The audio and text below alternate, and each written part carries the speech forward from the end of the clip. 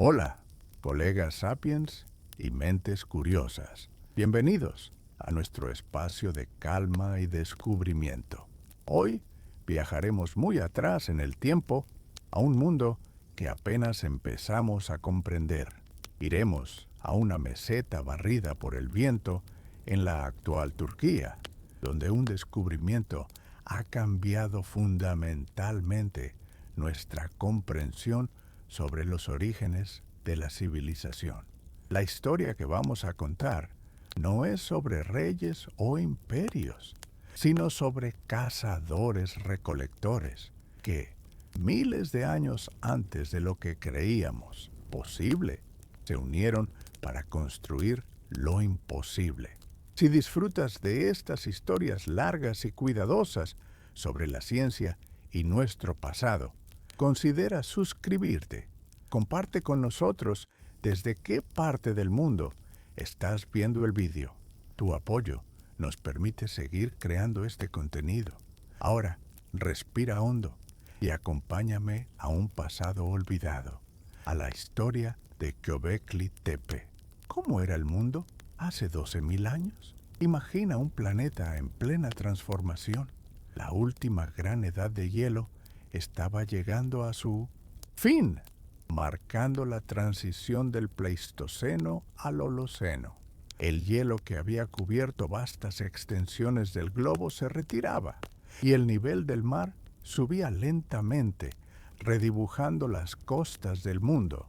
La megafauna, como los majestuosos mamuts lanudos, estaba desapareciendo, mientras que nuevas especies de plantas y animales comenzaban a prosperar en los paisajes emergentes. Era un tiempo de inmenso cambio climático, un período de inestabilidad que obligó a las pequeñas poblaciones humanas a adaptarse constantemente. Debían aprender a navegar por nuevos territorios, a cazar nuevos animales y a recolectar nuevas plantas para sobrevivir en un planeta que cambiaba bajo sus pies. Ante esta gran transformación, ¿cómo vivía la humanidad? La imagen tradicional del ser humano prehistórico de esta época es la de pequeños grupos de cazadores-recolectores. Se piensa en ellos como nómadas, moviéndose constantemente en busca de alimento y refugio, con un enfoque absoluto en la supervivencia diaria. Sus vidas, según esta visión, eran simples y quizás brutales, definidas por las herramientas de piedra que fabricaban y los refugios temporales que habitaban. En este modelo clásico de la prehistoria, no había lugar para grandes proyectos comunitarios. Se asumía que la arquitectura monumental, el arte complejo y una organización social a gran escala eran simplemente imposibles para estas pequeñas bandas. La idea de que pudieran concebir y ejecutar un proyecto que requiriera cientos de personas trabajando juntas durante generaciones parecía fuera de toda discusión.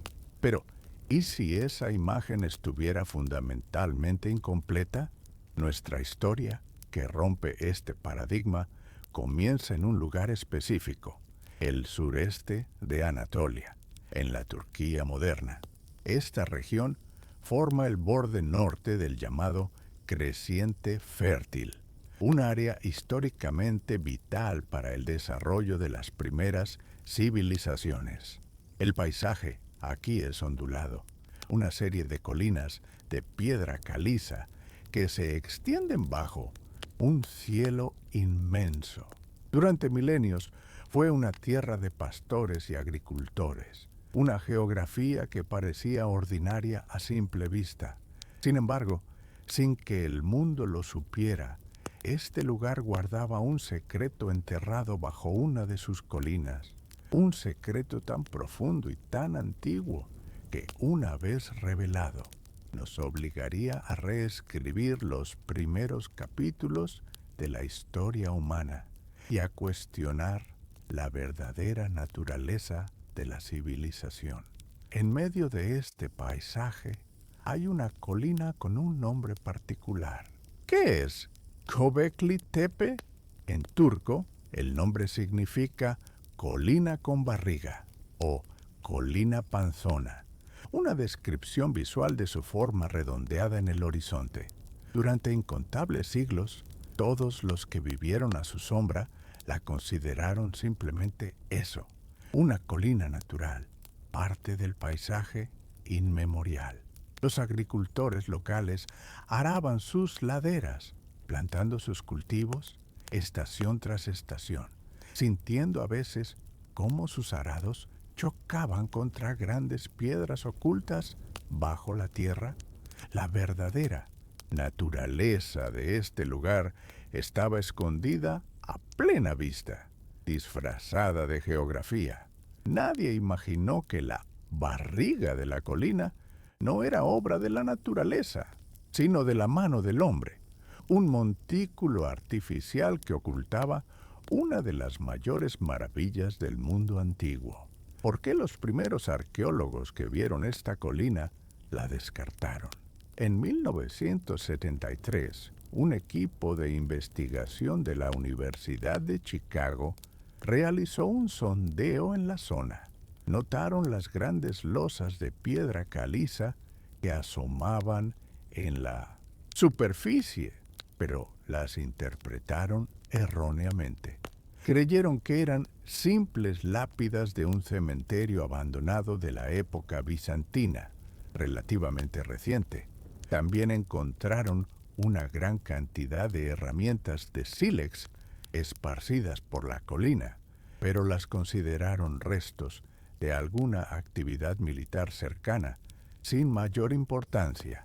La idea preconcebida de que nada verdaderamente monumental y complejo podría ser tan antiguo cegó a los investigadores.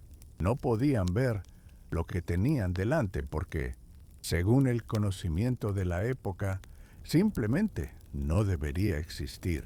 Así, el secreto de Göbekli Tepe siguió durmiendo. ¿Quién fue el hombre que, 30 años después, miró esas mismas piedras y vio lo imposible? Su nombre era Klaus Schmidt, un arqueólogo del Instituto Arqueológico Alemán. En 1994, Schmidt estaba trabajando en la región, investigando otros yacimientos neolíticos, buscando pistas sobre los orígenes de la agricultura y la sedentarización. En sus investigaciones se topó con el breve y desestimatorio informe de 1973 sobre aquella colina con barriga. Algo en la descripción le llamó la atención. Movido por la curiosidad profesional, decidió desviarse de su camino y visitar esa colina aparentemente sin importancia, para verla con sus propios ojos. No sabía que esa pequeña decisión, ese simple desvío, estaba a punto de cambiar el curso de su vida y nuestra comprensión de la historia. ¿Qué pista en el suelo lo cambió todo para Schmidt? Al llegar a la cima de la colina, lo que vio lo detuvo en seco. La superficie estaba cubierta por una cantidad increíble, casi industrial, de lascas y herramientas de sílex. No eran unas pocas piezas esparcidas. Era una alfombra de artefactos líticos que se extendía hasta donde alcanzaba la vista. Para un transeúnte podría no significar nada. Pero para Schmidt, un experto en la edad de piedra, la implicación fue inmediata y abrumadora. Sabía que un volumen tan masivo de detritos solo podía ser el resultado de una actividad humana intensa y prolongada. Aquello no era un asentamiento casual, era la firma inconfundible de un taller prehistórico a gran escala donde cientos de personas trabajaron durante mucho tiempo. La colina no era natural, era un lugar de trabajo. ¿Y qué eran las lápidas? que el equipo anterior había descartado, Klaus Schmidt se acercó a las losas de piedra caliza que sobresalían del suelo. Donde el equipo de 1963 había visto simples lápidas bizantinas, él vio algo completamente diferente. Gracias a su experiencia en un yacimiento cercano llamado Nevalo Chori, reconoció instantáneamente la forma. No eran lápidas, eran los hombros y las cabezas de gigantescos pilares en forma de T, idénticos a los que ya había excavado. En ese momento, todas las piezas encajaron. El sílex masivo, las extrañas piedras. No era un cementerio, era algo mucho más antiguo y grandioso. Tuvo la epifanía de que bajo sus pies no yacían tumbas, sino los huesos de una colosal estructura prehistórica, un templo monumental que esperaba ser despertado. Con esta teoría audaz en mente, ¿cómo empezó a probarla? Antes de hundir una sola pala en la tierra, Schmidt y su equipo recurrieron a la tecnología moderna para ver bajo la superficie. Utilizaron métodos de prospección geofísica, como la magnetometría y el radar de penetración terrestre, GPR. Estas técnicas no invasivas funcionan de manera similar a una ecografía del suelo. Envían señales al subsuelo y miden cómo rebotan, creando un mapa detallado de las anomalías ocultas. Los resultados fueron asombrosos. Las imágenes revelaron las formas de múltiples recintos circulares y la ubicación precisa de docenas de pilares enterrados. El mapa confirmó la visión de Schmidt. Una compleja red de estructuras megalíticas se extendía por toda la colina, que confirmó finalmente la primera pala en la tierra al mundo. En 1995, las excavaciones comenzaron y lo que la geofísica había insinuado, la arqueología lo confirmó de manera espectacular. A medida que los equipos retiraban la tierra, surgieron las estructuras, aparecieron los muros de múltiples recintos circulares y en su interior, de pie en silencio durante casi 12 milenios, se revelaron los icónicos pilares monolíticos en forma de T. La emoción del descubrimiento debió de ser inmensa. Ya no había lugar a dudas. Göbekli Tepe no era una colina natural ni un cementerio bizantino. Era un vasto paisaje sagrado, construido por el ser humano en los albores del tiempo. Era el complejo de templos más antiguo del mundo. Ahora, miremos más de cerca la pieza central de su arquitectura. ¿Qué son exactamente estos pilares en forma de T? ¿Cuál es la escala y el peso de un pilar típico de Göbekli Tepe? Para comprender este lugar, primero debemos apreciar la magnitud de sus componentes. Los pilares están hechos de piedra caliza local, extraída de canteras cercanas. Cada uno de ellos es un monolito, lo que significa que fue tallado a partir de una única y masiva roca. Su altura puede alcanzar los 5,5 metros, más alto que una jirafa promedio, y su peso oscila entre 10 y 20 toneladas. Para dar una perspectiva, 20 toneladas equivalen al peso de casi 4 elefantes africanos adultos. Imagina el esfuerzo monumental, no solo para tallar estas piezas con una precisión asombrosa, sino también para moverlas y erigirlas. Todo ello realizado por una sociedad que aún no había inventado la rueda ni domesticado animales de tiro. Pero, ¿por qué la forma de T era puramente estructural? La respuesta es no. Si observamos de cerca, los pilares revelan su verdadera identidad. En sus lados más anchos se aprecian relieves sutiles pero inconfundibles. Se pueden ver brazos tallados, doblados por el codo y extendiéndose por los flancos del pilar. Las manos, a menudo con dedos largos y finos, apuntan hacia el centro, justo por encima de donde estaría el abdomen. Estos detalles antropomórficos transforman la piedra inerte en una figura humana estilizada. La parte superior, la barra horizontal de la T, no es un capitel, sino una representación abstracta de una cabeza humana vista de perfil.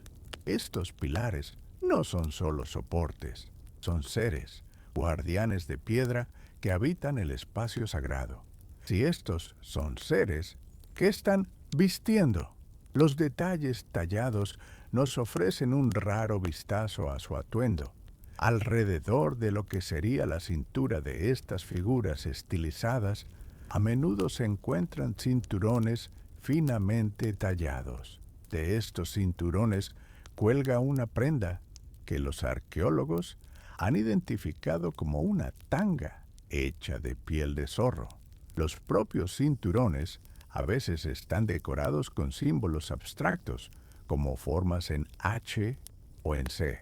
Estas representaciones no son meramente decorativas. Probablemente indican un estatus social o un rol ritual específico. Nos dicen que estas figuras no son humanas comunes, sino quizás ancestros importantes, chamanes o deidades, ataviados con vestimentas ceremoniales para una ocasión sagrada que se perpetúa en la piedra. Si estos seres son los habitantes, ¿dónde fueron colocados? La arquitectura de Göbekli Tepe se organiza en unidades distintas llamadas recintos. Cada recinto es una estructura de forma ovalada o circular, definida por un círculo de pilares en forma de T. Piensa en ellos no como un solo edificio, sino como un complejo de templos o capillas individuales, construidos en diferentes momentos a lo largo de los siglos. Cada uno de estos espacios circulares parece haber servido como un escenario para rituales específicos, creando un centro ceremonial multifacético en la cima de la colina. Los recintos son el corazón de Göbekli Tepe, los teatros sagrados donde la comunidad se reunía para conectar con su universo espiritual. ¿Qué conectaba a los pilares exteriores en un círculo? Entre los grandes pilares perimetrales, los constructores levantaron muros de piedra seca. Esto significa que apilaron cuidadosamente piedras sin usar ningún tipo de mortero o argamasa para unirlas. A lo largo de Midsörtö, la cara interior de estos muros a menudo corrían bancos de piedra bajos que invitaban a los participantes del ritual a sentarse y observar las ceremonias. De esta manera, los pilares no quedaban aislados, sino que se integraban en la propia estructura de la pared, como si emergieran de ella. Esto creaba un espacio cerrado, íntimo y enfocado.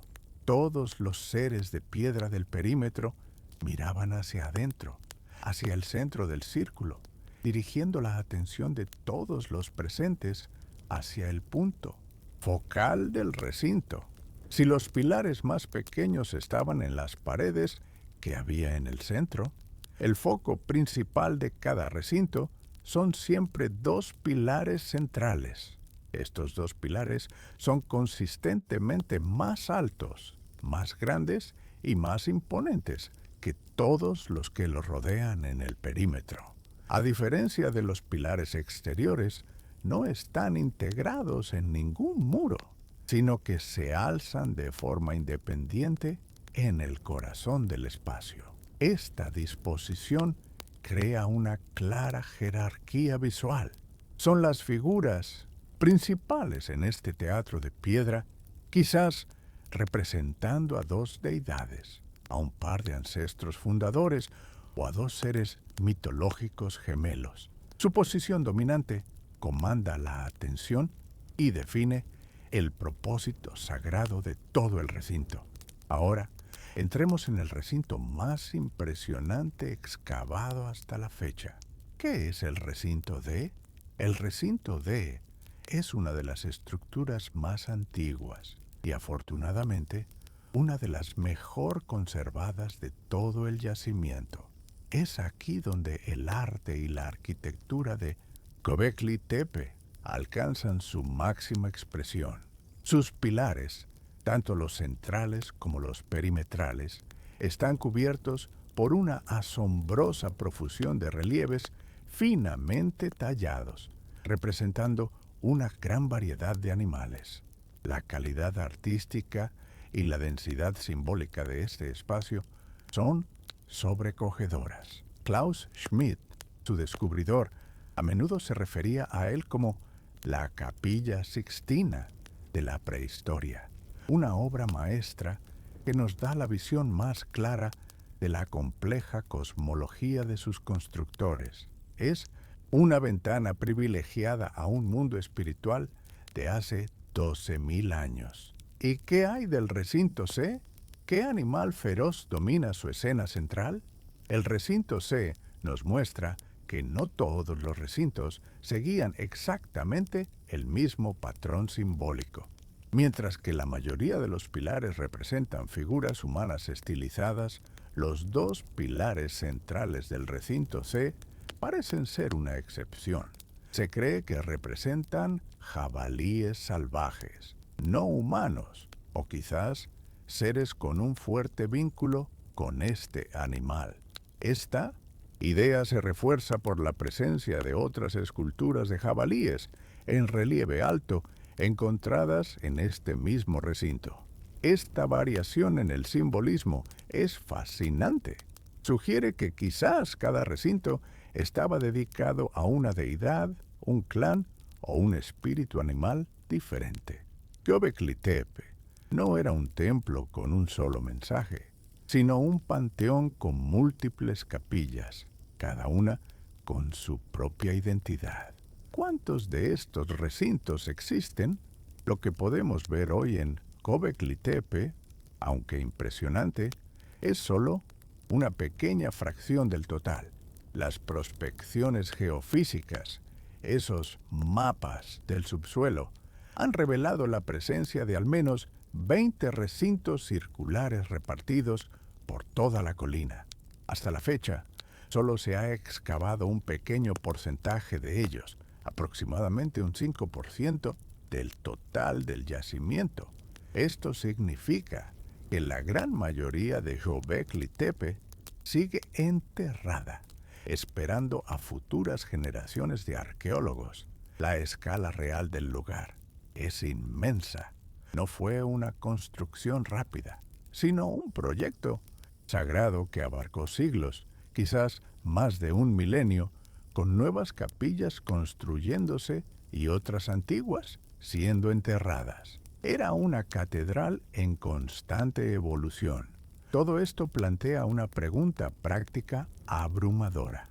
¿Cómo lo hicieron? Empecemos por la materia prima.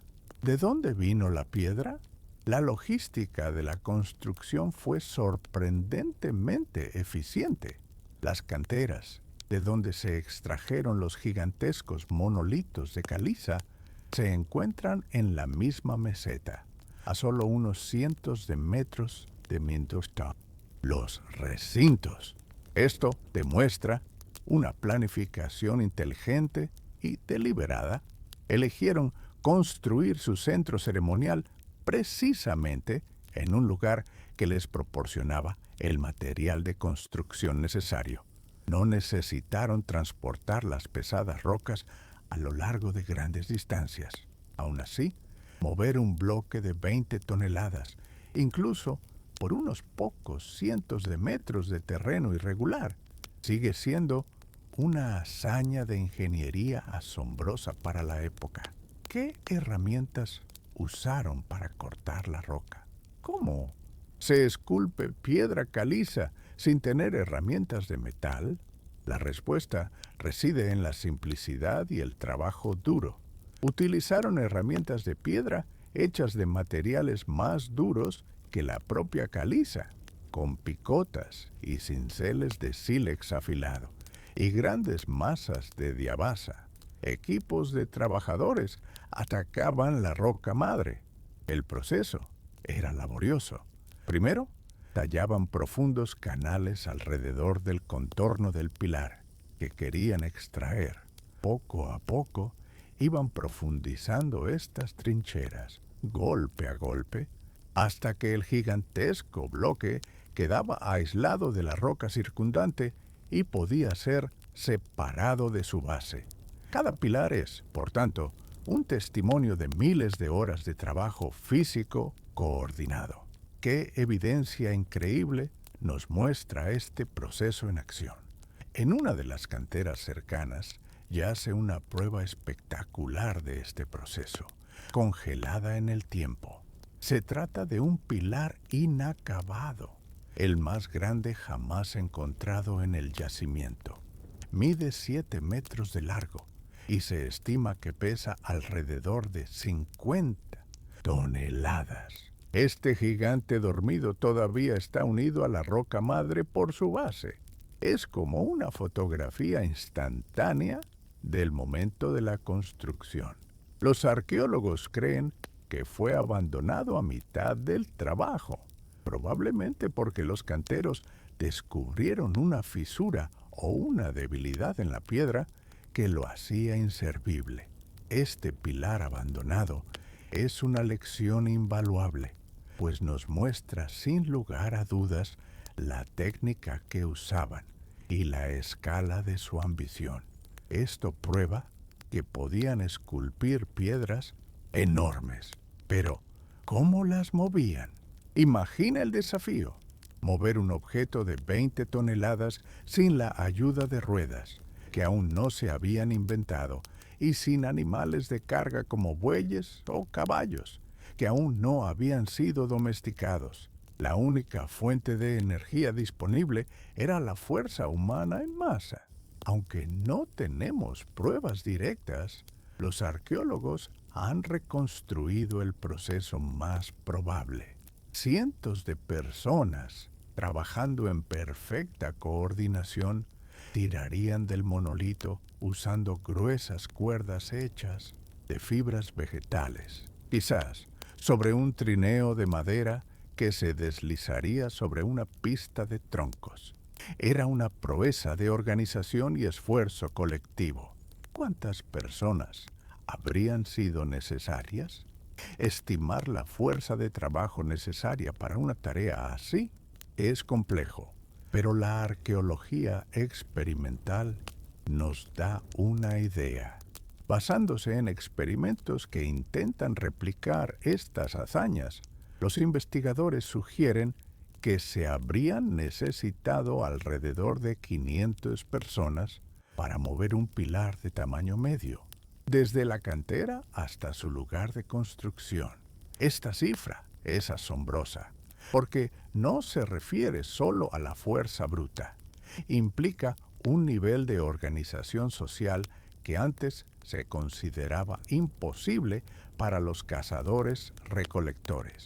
Se necesitaba un liderazgo claro, una planificación detallada y, sobre todo, una creencia compartida lo suficientemente poderosa como para motivar a toda una comunidad a unirse en este esfuerzo monumental. Una vez que llegaban al lugar, ¿cómo levantaban los pilares? El proceso de erigir los monolitos también requería una ingeniería ingeniosa.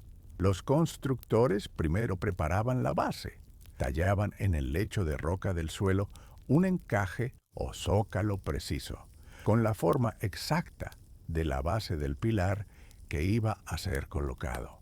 La teoría más aceptada es que luego construían una gran rampa de tierra y escombros. El pilar era arrastrado por esta rampa hasta que su base quedaba directamente sobre el encaje. Y entonces, usando un sistema de palancas de madera y cuerdas, Inclinaban cuidadosamente el pilar de varias toneladas, guiándolo lentamente hasta que se deslizaba en su zócalo y quedaba en posición vertical. ¿Cómo encajaban los pilares tan perfectamente en sus bases? Los constructores demostraron un nivel de precisión extraordinario, especialmente con los dos pilares centrales, los más importantes de cada recinto. En el recinto D, por ejemplo, el suelo de roca natural no fue simplemente excavado. Primero, fue cuidadosamente allanado y nivelado, y luego, en lugar de simples agujeros, tallaron dos pedestales que sobresalían del suelo para recibir las bases de los pilares. Estos pedestales fueron diseñados a medida, asegurando un ajuste perfecto y una estabilidad máxima. Este detalle revela una planificación meticulosa. No solo estaban construyendo, estaban creando una arquitectura sagrada con una atención al detalle que buscaba la permanencia y la perfección. ¿Y el suelo? ¿Era simplemente tierra apisonada? No. En muchos de los recintos, los constructores utilizaron una tecnología sorprendentemente avanzada para crear los suelos. Se han encontrado restos de pisos de terrazo, hechos de lascas de piedra caliza pulida y quemada. Para hacerlos, mezclaban cal quemada con trozos de piedra caliza y agua, creando una especie de hormigón primitivo. Luego, extendían esta mezcla y la pulían hasta obtener una superficie lisa, dura y, lo más importante, prácticamente impermeable. Esta técnica no solo proporcionaba un suelo limpio y duradero para los espacios sagrados, sino que también podría haber tenido un propósito ritual, quizás para contener líquidos durante las ceremonias. ¿Construyeron también techos? Una de las grandes preguntas sobre Göbekli Tepe es si los recintos estaban abiertos al cielo o si estaban cubiertos. La evidencia es ambigua y existe un debate entre los arqueólogos. Los dos pilares centrales, al ser más altos que los demás, podrían haber servido como soportes principales para una estructura de techado, probablemente hecha de vigas de madera y cubierta con juncos o pieles. Sin embargo, no se han encontrado pruebas definitivas. Ambas posibilidades evocan imágenes poderosas. Un templo abierto a las estrellas donde las ceremonias se realizaban bajo la Vía Láctea, o un espacio ritual cerrado, oscuro e íntimo, iluminado solo por el parpadeo de antorchas, creando una atmósfera completamente diferente. La construcción es una maravilla, pero los pilares no estaban en blanco. ¿Qué mensajes tallaron en ellos? Al entrar en los recintos, lo que inmediatamente cautiva la atención es el arte. Las superficies de los pilares están cubiertas de relieves que nos ofrecen una ventana a la mente y la mitología de sus creadores. La primera impresión es la de un bestiario vívido, un zoológico de piedra del mundo prehistórico. Las representaciones son casi exclusivamente de animales, tallados con un estilo distintivo y una gran atención al detalle. Estas no son decoraciones aleatorias. Cada animal, cada símbolo fue elegido deliberadamente y colocado con una intención. La iconografía de Göbekli Tepe es un lenguaje simbólico complejo que estamos apenas empezando a descifrar. Pero, ¿qué tipo de animales eligieron representar? Una pista crucial para entender el propósito de este arte es comparar los animales tallados con los huesos de animales encontrados en el yacimiento. Los huesos, restos de los grandes banquetes, son principalmente de especies como la gacela, pero en los pilares estos animales apenas aparecen. En su lugar, el arte está dominado por criaturas depredadoras, venenosas y peligrosas, serpientes retorciéndose, jabalíes feroces, zorros astutos, escorpiones amenazantes y buitres imponentes. Esto nos dice algo fundamental. El arte de Göbekli Tepe no es un menú de lo que comían, es un panteón, una galería de espíritus animales poderosos, temidos y respetados. ¿Por qué hay tantas serpientes talladas en los pilares? De todas las criaturas representadas, la serpiente es el motivo más repetido y omnipresente en Göbekli Tepe. No aparecen como animales individuales, sino a menudo en grupos, entrelazadas en complejas redes que cubren la superficie de los pilares. El simbolismo de la serpiente es uno de los más antiguos y universales de la humanidad.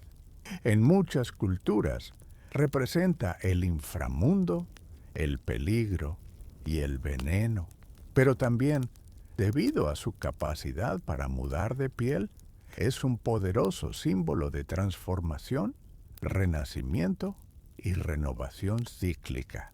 Su prominencia aquí sugiere que estas ideas de peligro y regeneración eran fundamentales en el sistema de creencias de estos antiguos pueblos.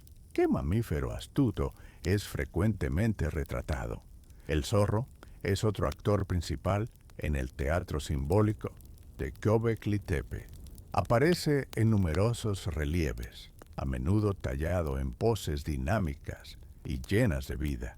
Su importancia va más allá de las simples representaciones. Como hemos visto, la prenda que visten las figuras de los pilares en forma de T ha sido identificada como una tanga hecha de piel de zorro.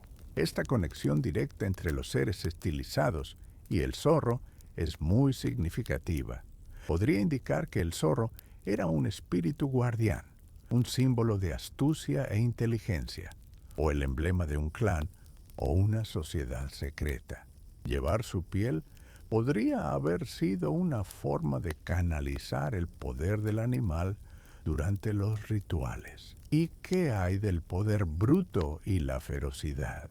El jabalí salvaje era una de las criaturas más peligrosas del mundo de los cazadores-recolectores y ocupa un lugar destacado en el arte de Göbekli Tepe.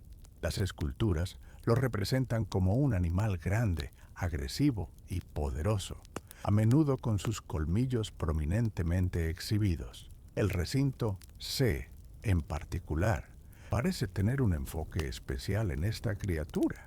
En un mundo sin animales domesticados, el jabalí era una fuerza de la naturaleza indomable, un adversario formidable y un símbolo de pura fuerza salvaje. Su presencia en el templo es un recordatorio del poder del mundo natural con el que estas personas coexistían y al que veneraban.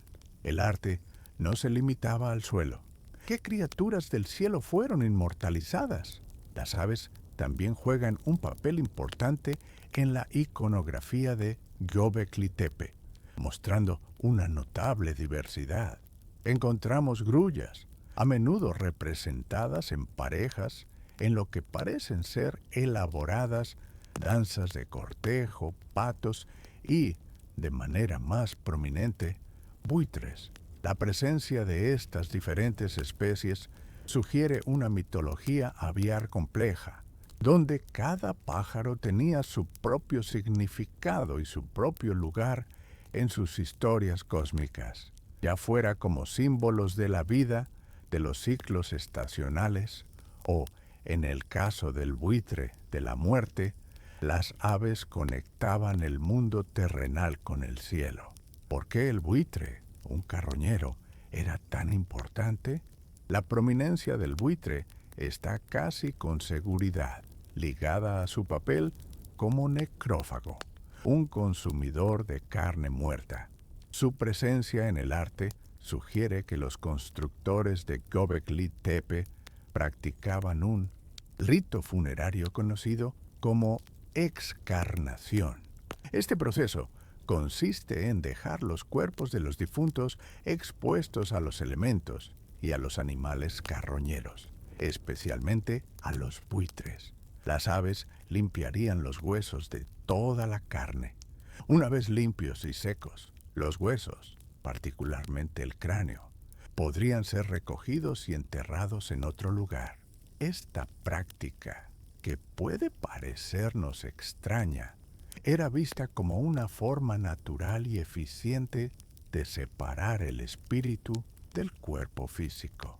Era el buitre visto como un destructor o como un liberador.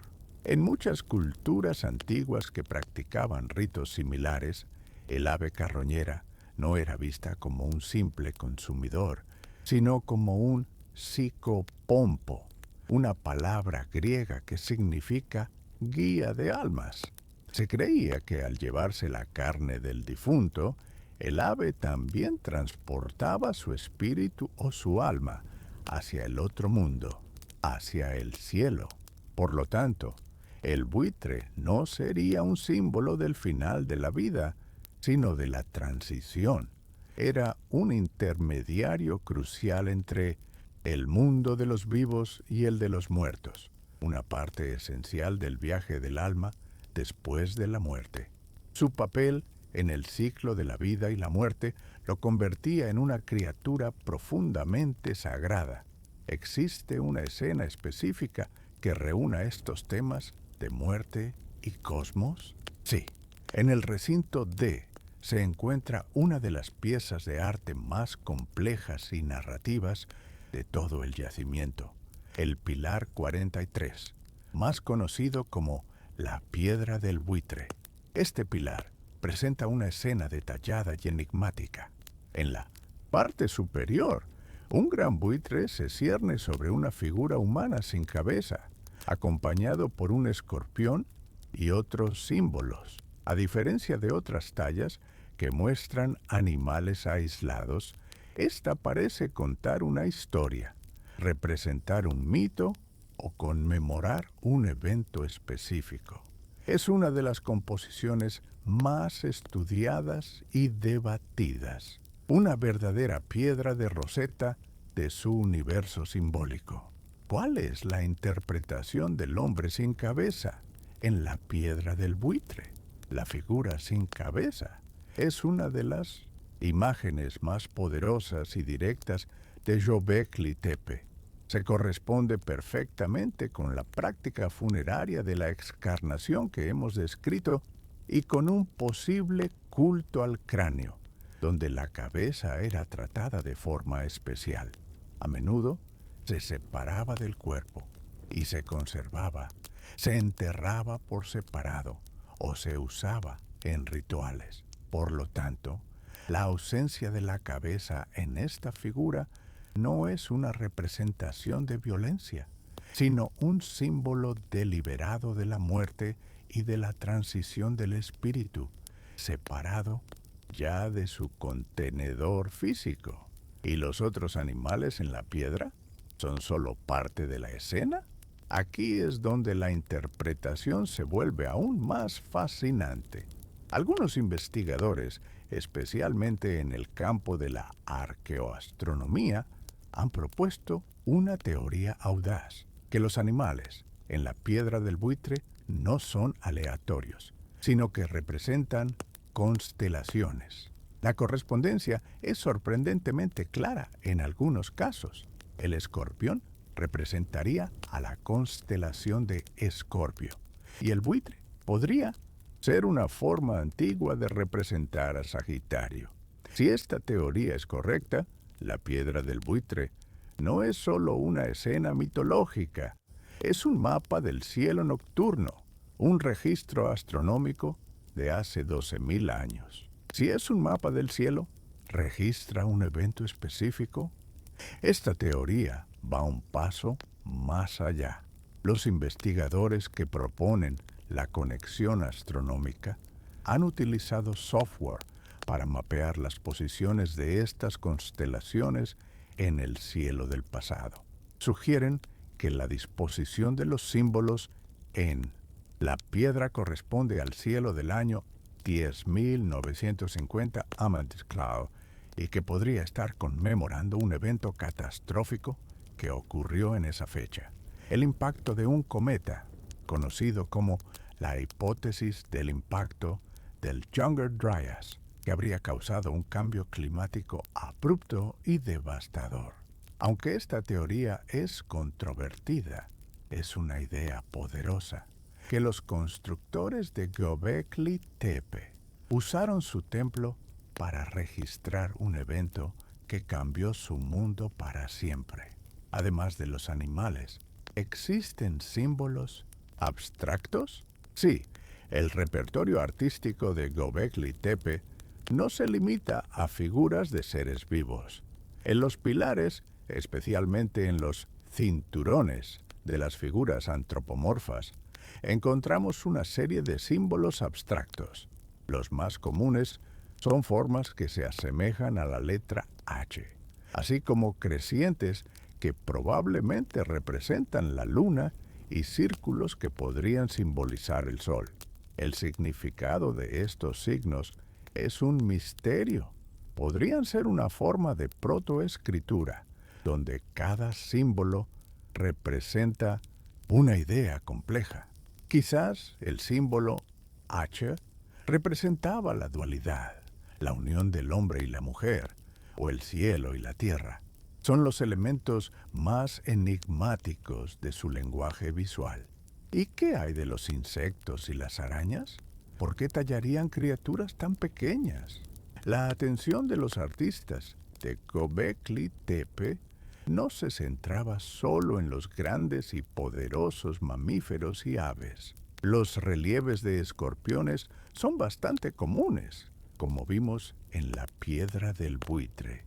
Además, hay representaciones de lo que parecen ser insectos o arañas en otros pilares. Esto nos enseña que, en su sistema de creencias, la importancia de una criatura no estaba necesariamente ligada a su tamaño físico. El poder residía en sus características, el veneno mortal del escorpión o la habilidad de la araña para tejer. Cualquier criatura que poseyera un poder o una habilidad notable era digna de respeto y de un lugar en su panteón sagrado. ¿Hay alguna escultura totalmente tridimensional? La habilidad artística de los constructores no se limitó a los relieves en las superficies planas de los pilares.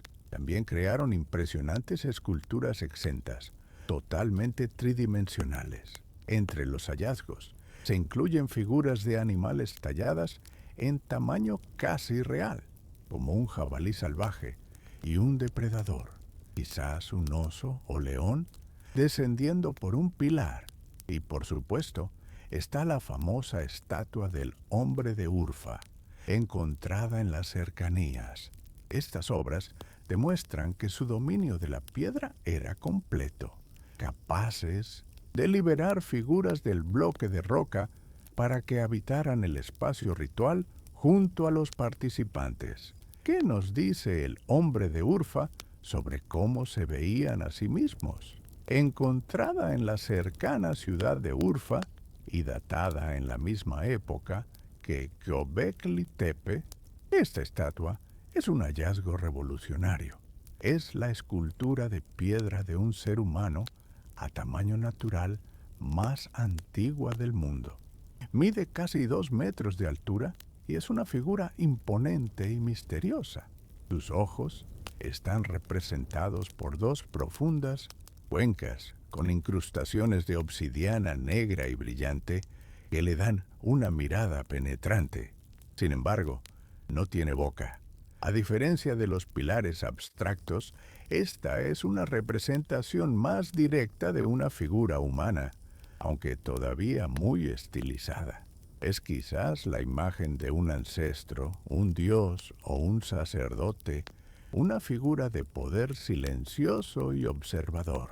Hablando de humanos, ¿cómo se representan en los propios pilares? Aparte de las figuras abstractas y antropomorfas, que son los propios pilares, las representaciones de humanos comunes en los relieves son extremadamente raras. Esto contrasta fuertemente con la abundancia de animales. Hay muy pocas excepciones, como un famoso grabado que parece mostrar a una mujer desnuda y las figuras sin cabeza de los difuntos. Este contraste es revelador. El universo simbólico de Göbekli Tepe está dominado por los espíritus animales y los grandes seres ancestrales o divinos. El ser humano ordinario y su vida cotidiana están casi completamente ausentes de la escena.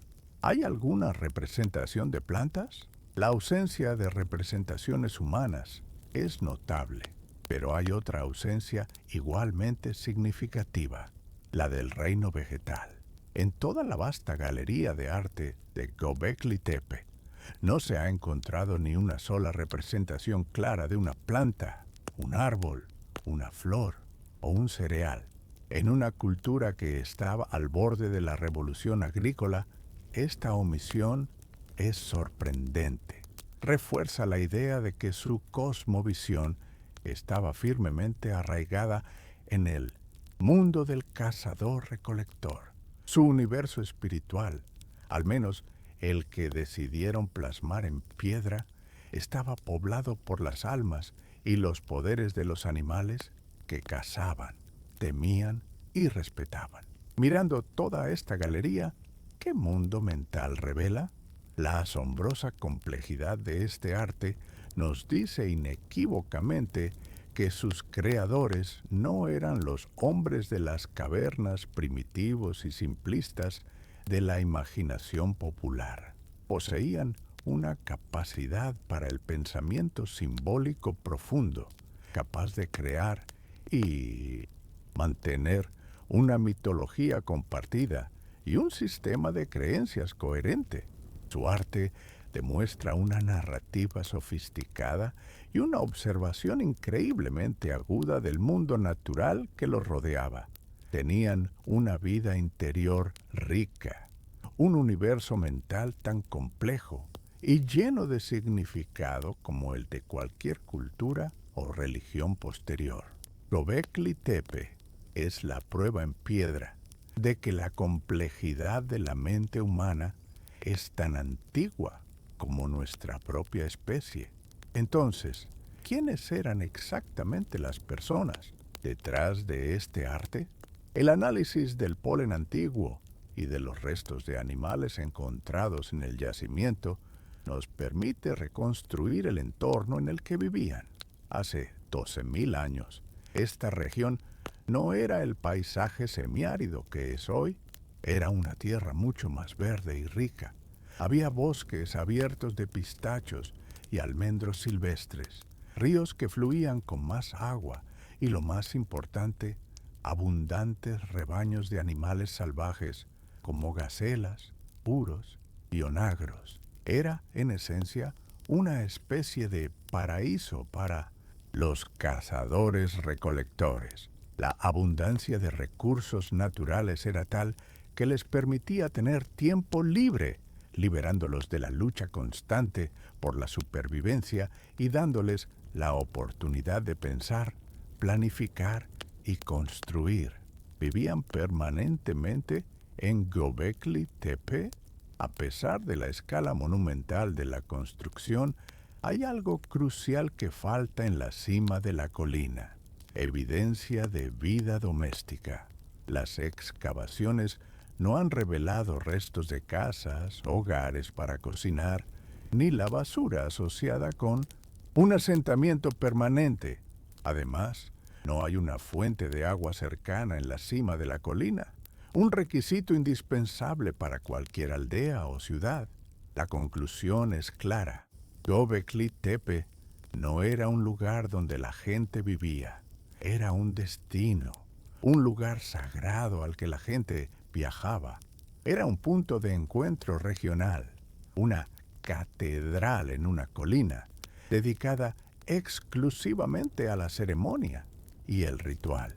Entonces, ¿qué los traía hasta aquí? La combinación de todos los elementos que hemos visto nos da la respuesta. La arquitectura monumental, diseñada para impresionar y perdurar. El complejo universo simbólico tallado en los pilares.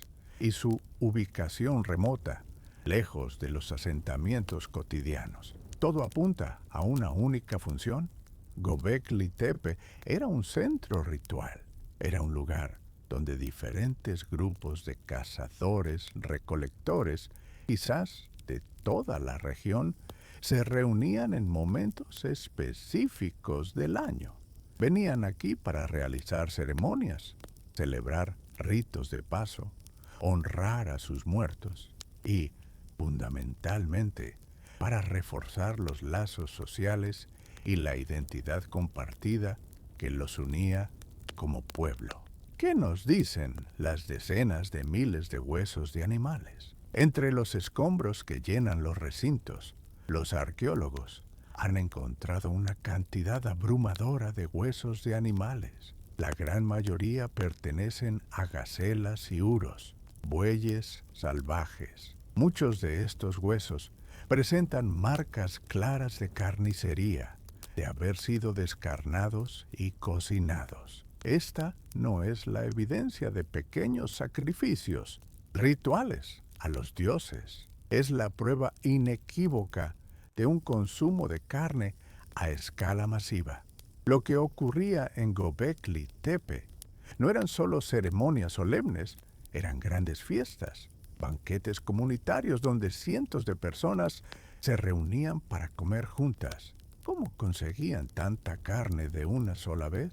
Para abastecer estos enormes banquetes, necesitaban métodos de caza altamente eficientes. El análisis de las edades de los animales encontrados sugiere que no cazaban individuos de forma aislada. En cambio, realizaban cacerías masivas y coordinadas, probablemente aprovechando las migraciones estacionales de los rebaños de gacelas. Es muy probable que utilizaran una técnica de caza comunal, empleando estructuras conocidas como cometas del desierto para acorralar rebaños enteros. Estas operaciones de caza requerían el mismo nivel de cooperación y planificación a gran escala que la construcción de los propios pilares del templo. ¿Estaban bebiendo algo en estos banquetes?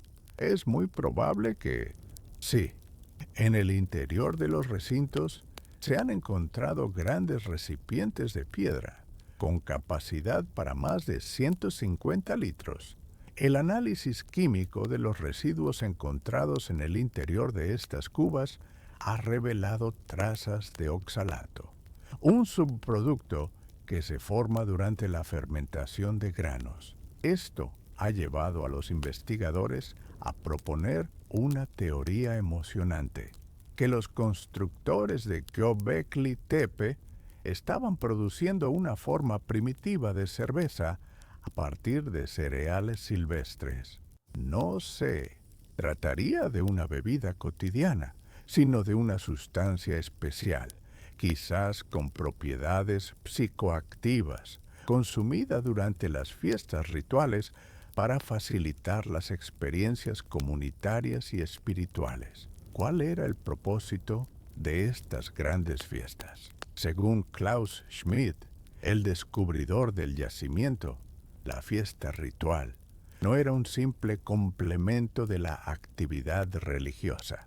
Era el motor que lo hacía todo posible. En una sociedad sin un gobierno centralizado ni una economía monetaria, ¿cómo se podía motivar a cientos de personas para que realizaran un trabajo tan duro? La respuesta era la fiesta. La promesa de comida abundante y cerveza ritual era un poderoso incentivo. La fiesta era el mecanismo social que reunía a diferentes clanes, fomentaba la cooperación, creaba obligaciones mutuas y distribuía estatus. Era, en palabras de Schmidt, el pegamento social que mantenía unida a esta compleja sociedad. Pero, ¿de dónde venían los granos para esa cerveza y comida? Aquí es donde Göbekli Tepe se conecta con uno de los mayores puntos de inflexión de la historia humana, el nacimiento de la agricultura.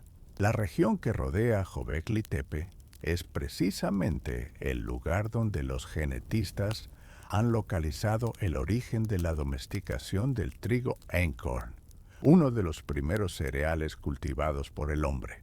La datación de este evento genético coincide asombrosamente con la época de mayor actividad en Göbekli Tepe. Esto ha llevado a una teoría revolucionaria: la necesidad de abastecer de forma fiable los grandes banquetes rituales, de tener suficiente grano para la cerveza y la comida, pudo haber sido el principal incentivo para que la gente comenzara a experimentar con el cultivo de cereales silvestres. Esto invierte una de nuestras ideas más antiguas sobre la civilización. ¿Cómo? La pregunta es, ¿qué vino primero, el templo o la granja? El modelo tradicional de la historia humana siempre ha sostenido que la agricultura fue la causa de la civilización, creando excedentes, alimentos que permitían construir templos. Göbekli Tepe sugiere exactamente lo contrario. Aquí, el deseo de reunirse para un propósito sagrado, la necesidad de construir el templo, parece haber llegado primero, y esta necesidad comunal y espiritual pudo haber sido el catalizador que impulsó la invención de la agricultura para sostenerla. Entonces, ¿quiénes eran estas personas? ¿Eran todos iguales? Aunque no tenemos pruebas directas como tumbas o insignias, la inmensa complejidad del simbolismo y de los rituales que se realizaban en Göbekli Tepe sugiere fuertemente la existencia de especialistas religiosos. Es muy poco probable que el conocimiento necesario para interpretar los símbolos y dirigir las ceremonias fuera compartido por todos. Lo más probable es que existiera una clase de sacerdotes o chamanes que actuaban como guardianes de este conocimiento sagrado. Ellos serían los arquitectos del cosmos, los que supervisaban tanto la construcción del templo físico como la cohesión de la comunidad espiritual. ¿Y qué hay de los artesanos? La extraordinaria calidad y la consistencia estilística de las esculturas de Göbekli Tepe también apuntan a la especialización. Los relieves no parecen haber sido tallados por cualquiera, sino por un grupo de artesanos altamente cualificados y entrenados, escultores que dedicaron su tiempo a perfeccionar su oficio. La existencia de estos diferentes grupos de especialistas, sacerdotes, cazadores, escultores, nos muestra una sociedad mucho más compleja y estratificada de lo que se creía posible para los cazadores-recolectores. No era una sociedad igualitaria simple, sino una con roles definidos y una organización sofisticada. ¿Esta complejidad duró para siempre? La fase principal de construcción y uso de Göbekli Tepe, conocida por los arqueólogos como la capa cero, fue increíblemente longeva. Duró más de un milenio, aproximadamente desde el 900 a.C. hasta el 800-200 a.C. Para poner esto en perspectiva, es un periodo de tiempo más largo que la historia de muchas de las grandes catedrales de Europa.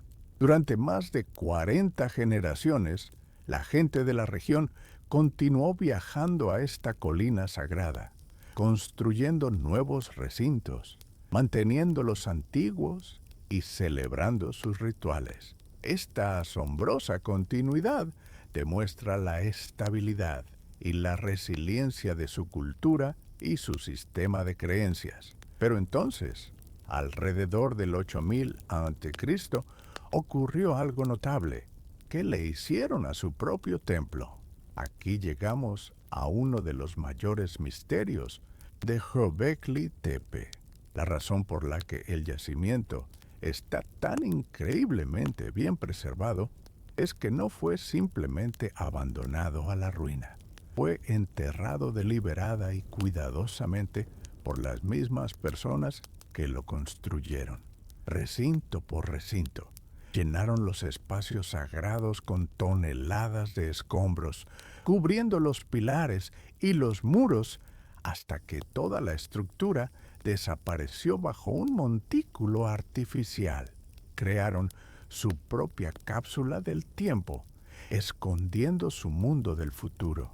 Este acto de enterramiento fue una proeza de trabajo casi tan monumental como la construcción original. ¿Cómo sabemos que el enterramiento fue intencional? La evidencia es clara en el material de relleno utilizado. No se trata de arena arrastrada por el viento o tierra depositada por la erosión natural. El relleno está compuesto por una mezcla de lascas de piedra caliza, fragmentos de herramientas rotas y huesos de animales. Es claramente un vertedero hecho por el hombre, transportado y depositado intencionadamente dentro de los recintos. Este acto de enterramiento fue lo que protegió a los pilares y sus delicadas tallas de los estragos del tiempo durante 10 milenios. Fue un acto final que garantizó la inmortalidad del lugar. Pero, ¿por qué harían eso? ¿Por qué enterrar su lugar más sagrado? No parece haber sido un acto de destrucción o de miedo. La teoría principal es que fue una especie de desmantelamiento ritual.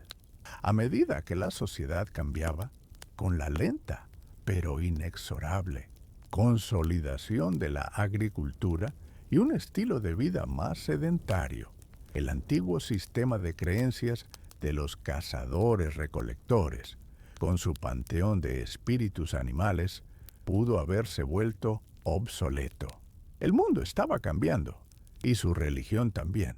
Enterrar el templo podría haber sido una forma de dar un cierre respetuoso a ese capítulo de su historia, poniendo a dormir a los antiguos espíritus y dando paso a una nueva forma de ver el mundo.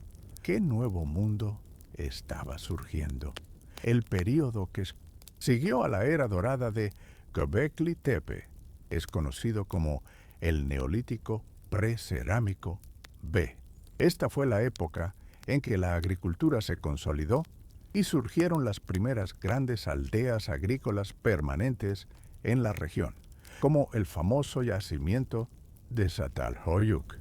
La humanidad estaba experimentando una de sus transformaciones más profundas. Estaban cambiando la movilidad del cazador por la estabilidad del agricultor, los rituales comunitarios en colinas remotas por santuarios domésticos dentro de sus propias casas, y los espíritus animales salvajes por los ciclos de los granos cultivados. Era el amanecer de un nuevo orden mundial.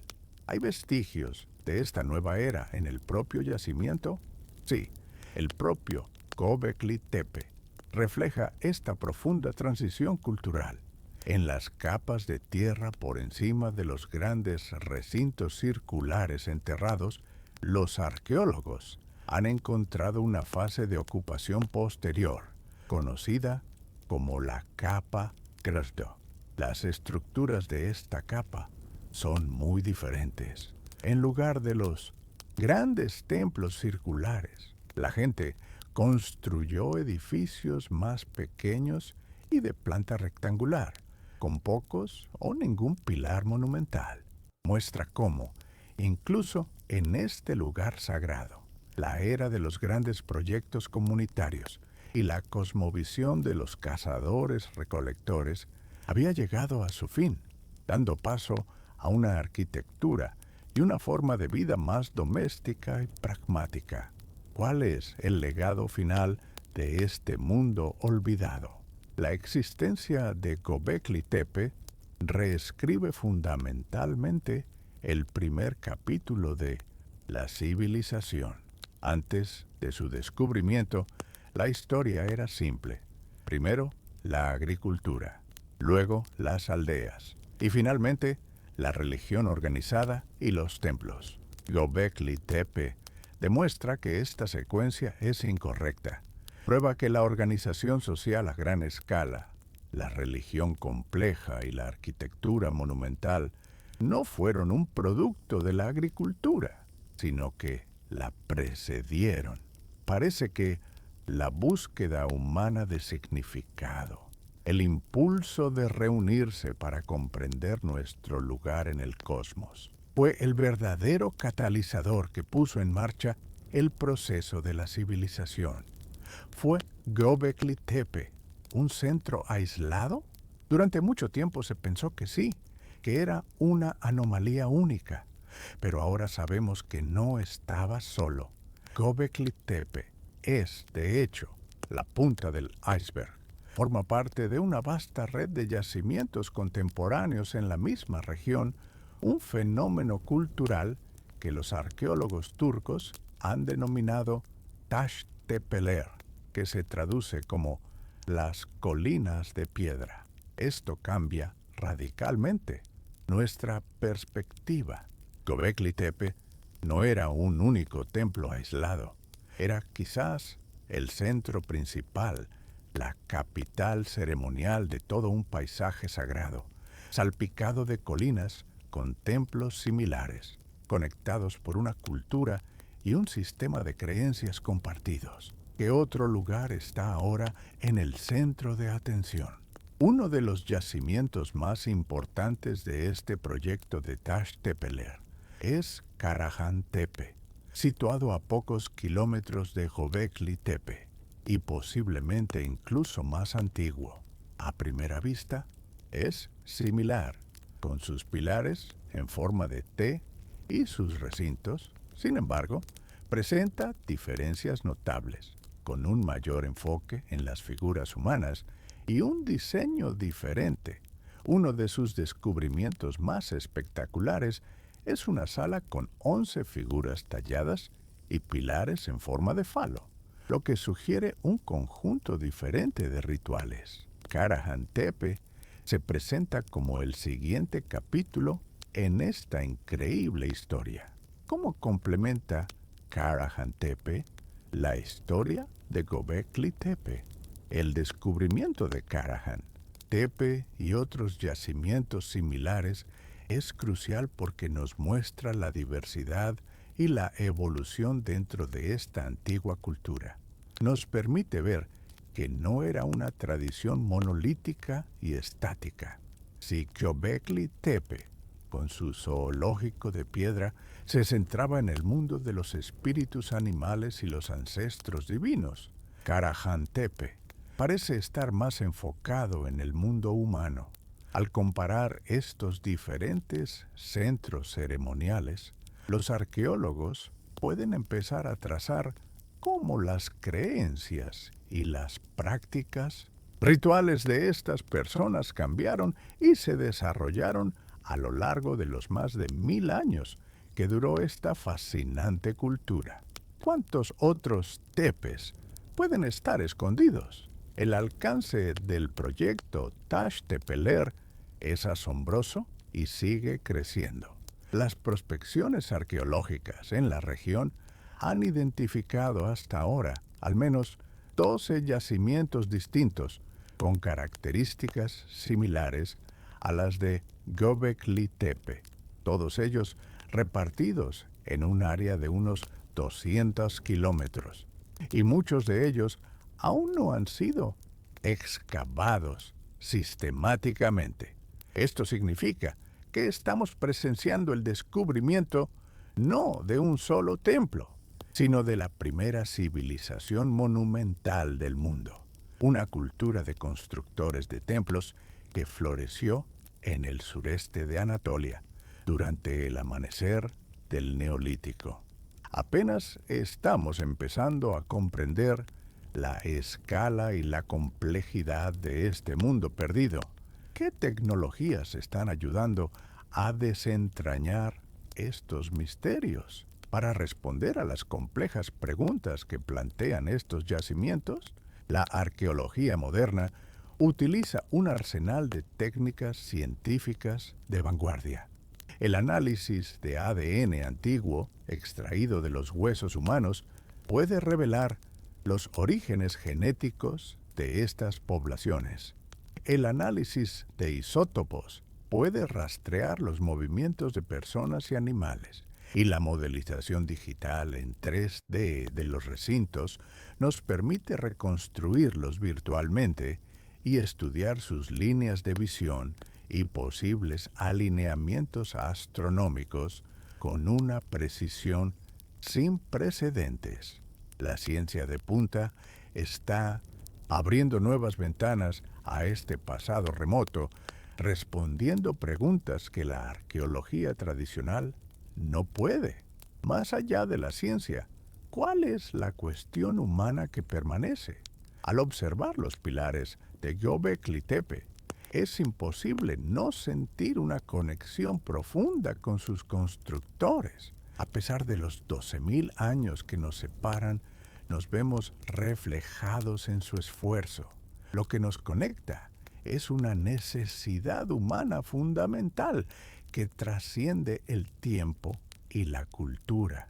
El impulso de crear significado, de reunirse en comunidad y de dejar una marca duradera en el mundo.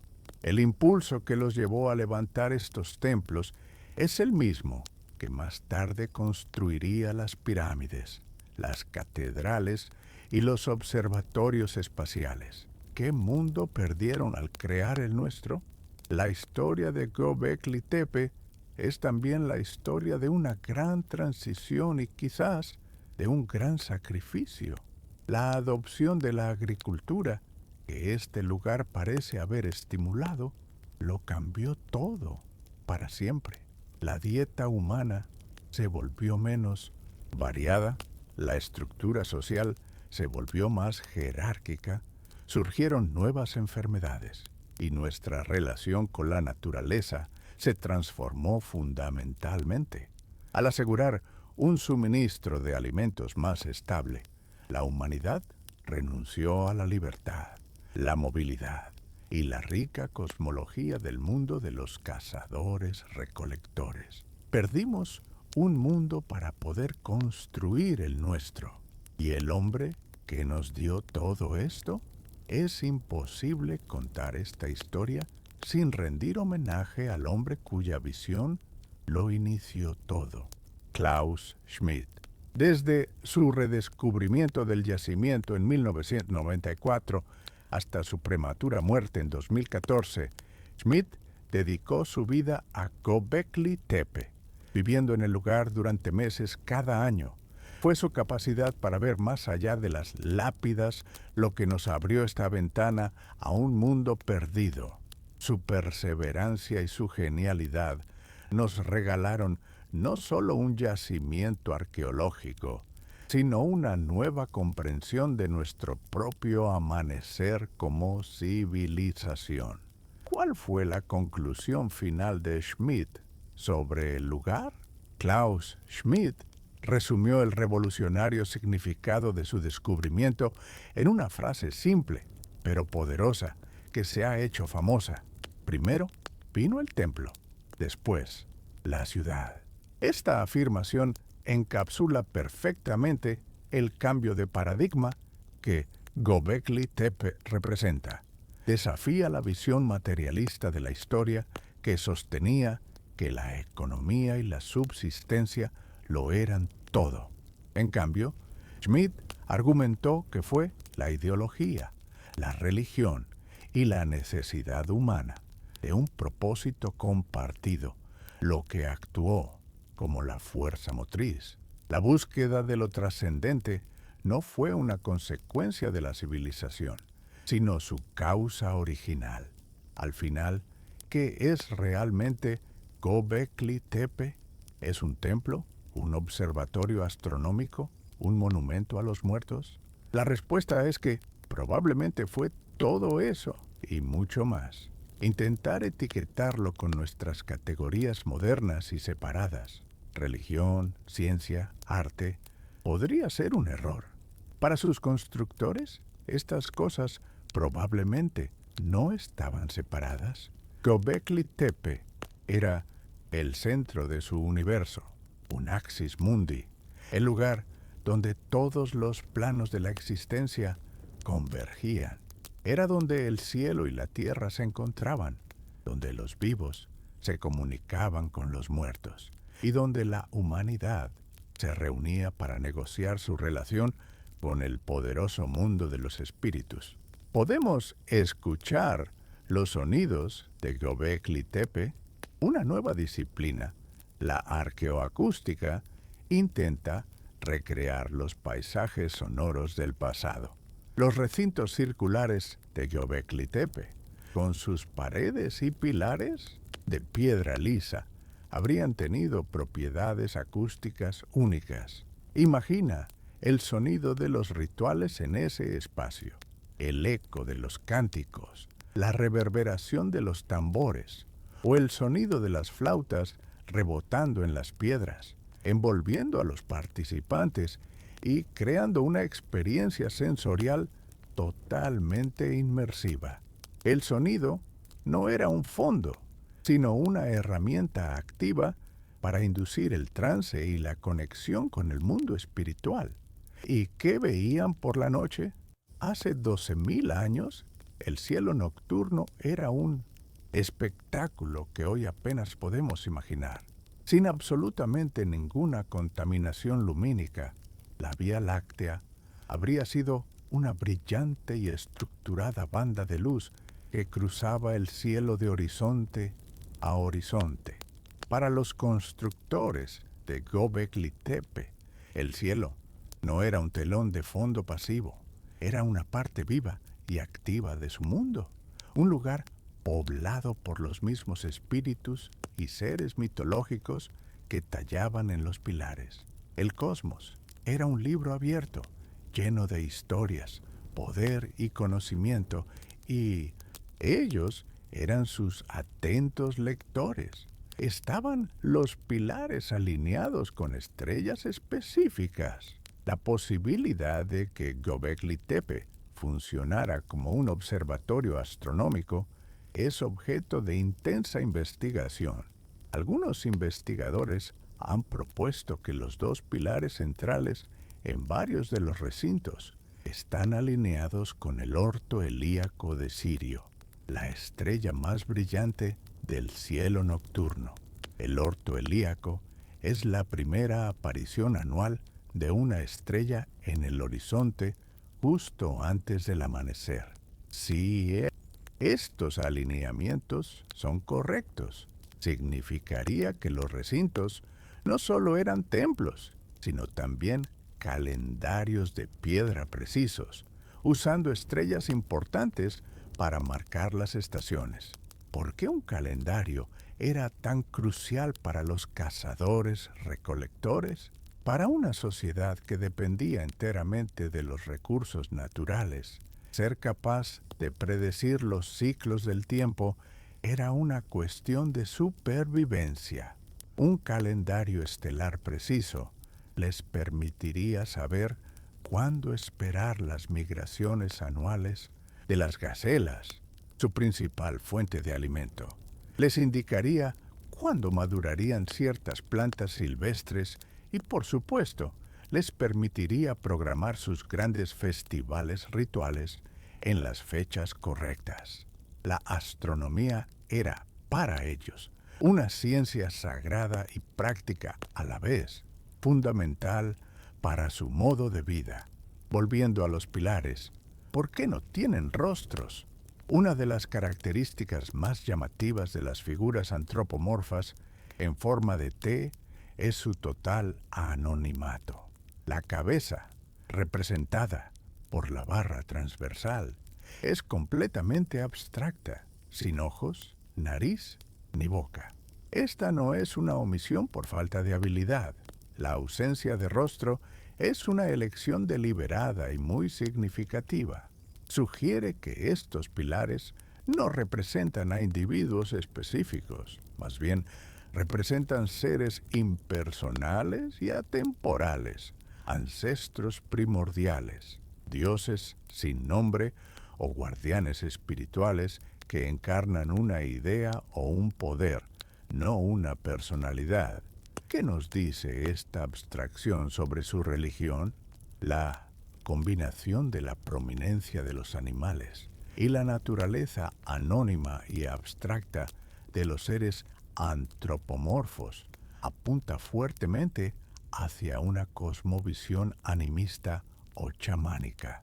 En lugar de una religión con un panteón de dioses con nombres e historias personales, es más probable que vieran el universo como un lugar habitado por una infinidad de espíritus. Estos espíritus residían en los animales, en las rocas y en las estrellas. Los rituales en Göbekli Tepe serían el medio a través del cual los chamanes o sacerdotes se comunicaban con este vibrante mundo espiritual, buscando el equilibrio y el favor de los poderes que los rodeaban.